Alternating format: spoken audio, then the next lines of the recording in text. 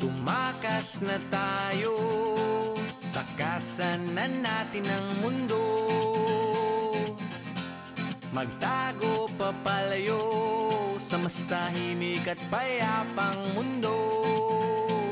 Umubulong ang hanging amihan at huni ng